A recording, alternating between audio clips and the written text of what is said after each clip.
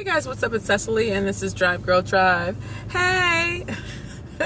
How are you guys doing? Okay, there you guys are. Anyway, I am taking a break and I was like, video time. A few people asked me my thoughts on the Uber Leasing Program versus buying your own car. I am going to share my personal experience with you because I was approved for the program. I actually went through with the process, and at the very last minute I ended up buying my vehicle. I'm going to tell you those reasons why. I am not telling you what to do. So if you decide to do what Cecily did and you hate your life, don't come at me, don't come for me. You are a grown up, you're making your own decisions. This is not the only place that you're going to get this information from, so better not put it on me. Anyway, I had to put that out there. Because I have a couple friends that actually went through the process too, and they went through with the program. One of my friends loving it, other friend not so much. We'll go into that a little bit later. So anyway, like I said, I was approved for the program about 8 months ago. At the time, there were about 8 dealerships that were participating here in Los Angeles.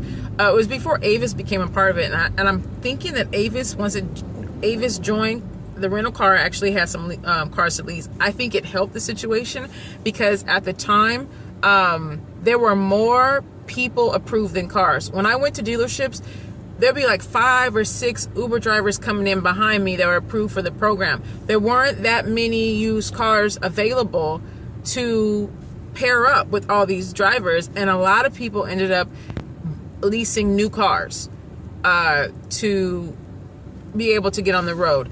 And I knew that from personal experience, a guy that I dated actually drove for Uber. He drove for Uber Blacks years ago when Uber first started, but he started driving for UberEX, and he didn't have good enough credit to actually, I don't know, tell that lie. Shade. Anyway, he didn't have a car.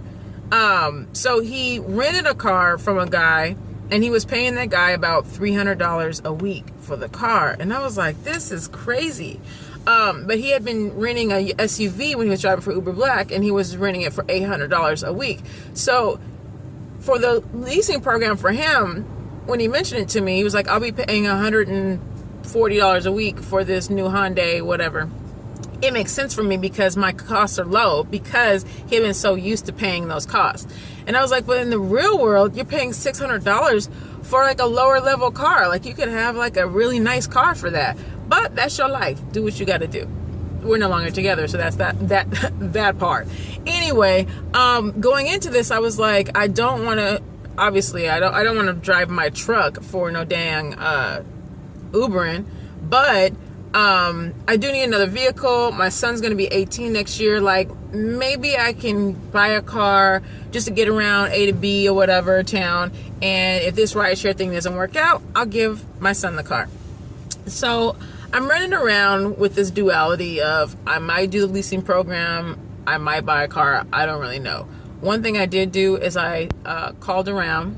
One thing you'll find is that your credit information is tied to your phone number. They put in your phone number and they know how much you're approved for. There's a certain dollar amount. No one ever told me what that was, but before the conversation was even had, those people had to look at that information. I strongly urge you to talk to every person that's in charge of the Uber leasing program at that dealership. These people know who's approved and who are not.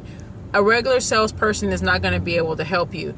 And they're going to make you or strongly encourage you to make an appointment because that one person has to service everybody. So when you call, make the appointment, see if they can tell you up front what cars are available, because every dealership has an idea of which cars are actually qualified to fit the program. And if they don't, they'll call Uber and ask Uber if Uber wants to purchase the car. Uber buys the car from the dealership and lease it to you. That's how it works. So they have an idea of what those cars are, and of course with all dealerships they get new cars every single day. So the car that you want may be gone, but they might get another one in the next few days. So it's this process that you have to stay on top of. It's not as easy as going and picking out a pink car with blue rims. No, it's not like that. Like you have to hunt this car down, especially if you want to stay under a certain price point. It's not easy. Trust me, it took me like 2 weeks to actually go through the process to get close to getting the car that I wanted. I went through 4 dealerships. I cussed out one person. I made 2 friends. I was all over town. It was rough. And once I finally got to the place I wanted to go to, we got the car that I wanted. I mean, it was close to what I wanted, but it was the price that I wanted. And, you know, right before I was going to make the purchase, I was like, just a hypothetical. I don't want a new car. But if I could get a car with this year, this mileage, this monthly payment, this is how much I have down, and I had a decent down payment as well, just in case. Let me know. Dude comes back. He says Uber approves this car. They'll lease this car to you for $102 a week. Blah blah blah blah. It was like a 2011, 2012 something. Not even a hybrid, but it was like a something. I don't know what it was. Child, I gotta look at the paperwork. And on the other hand, we were able to get 2014 Nissan Versa. I think the mileage at the time was like 102 miles or something like that, which is high, but it was okay because it was a newer car. And they were like, you know, which one do you want? And I'm like, I'm going with the car. I want to own something. I want something that has equity in it. If I don't like this, I can get out of it with having to pay somebody, you know, to break the lease. I'm not too keen on being tied down and committed to anything anyway. Like, I haven't been in a relationship past 6 months in the past 3 years. I just got out of my Verizon contract. So, to hell with all that. You know what I mean? I'm just kidding. You know, I'm in a contract. I'm paying.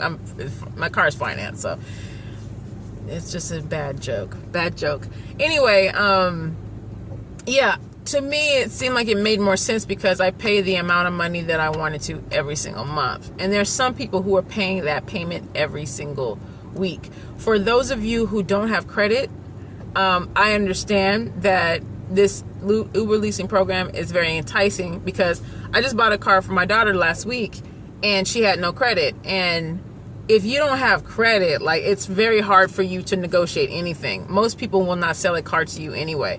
I would invite you, if you have to do things to build credit, like if you're in college, get a college credit card. Credit cards for college students, you'll have to submit a copy of your classes schedule or whatever like that, proof of enrollment, and build credit. Pay your cell phone bill with that. Pay the shit off right away. Go buy your groceries, pay the shit off right away. Do that for a few months, bam, you got credit. Now, if you weren't procrastinating, you did this already, then you'd have credit right now. So this is a way for you to start credit in the meantime. If there's no other way possible for you to get a car, then try your hardest to find the car with the lowest payment. Okay? Make sure you drive enough to pay for your car note and your insurance and your gas. And whatever else happens, happens. Make sure you make enough money for that. And make sure that you put activity in doing it beforehand, before you need to, before the day of. You know what I'm saying? Like, so if you're gonna commit to that, then you have to make sure you generate enough money for that. And you need to know how much money that is. And to be honest with you, it's not easy. It's not always easy to make $200 and $300 and $500. So you have to decide whether that's going to work with your lifestyle, your schedule, your obligations, your, all of that. So it's one thing to be able to say, yay, I can go through Uber leasing and now I can have a car, because a lot of people don't have cars and that's the way they're doing it. But this is a big bill that you have to take care of. And if you haven't driven, if you haven't done this work, you don't realize how hard sometimes it is to make $100 straight up. I'm gonna put it out there. There's a lot of people who are too proud to tell you, and these people doing these videos saying, oh, make $6,000 in a month. $6,000 where, sir? I live in Los Angeles, California. Okay, who's making $6,000 a month? And my Uber Black friends, those days of making them $1,000 a week, they are few and far between. It happens, but they're few and far between. So you're not going to get rich off of doing this. And you're going to have to find the thing that works. And that's a very, very, very hard thing to do because it changes all the time. I don't want to discourage you. I'm here to uplift you guys. I'm here to help you guys out. But I could totally see getting involved in the Uber leasing program. Just get yourself out there, get yourself rolling a vehicle if you don't have one, or if you don't have credit, And this will be that thing that helps take you to the next level. Now you can get a real job, and maybe you can pay that way. I understand the need for having a car, especially living in a city like Los Angeles. But if you're able to buy a car, I think that that's probably a better deal. Now, there's a bunch of people out here who's going to say, well, you don't want to like beat your own car up, and you're putting miles on your car and blah blah blah blah, and the price and profit doesn't, and all of that is true. It's true, but it's your own personal decision how you want to take the L, because we're all taking the L one way or another. It just depends on what you're willing to give up. So hope that helped. I don't know, I confused myself, but I'm leaving because I need to get back on the road, and I'm hungry, and maybe that's why I'm so spastic. So I'm gonna leave you with this thought.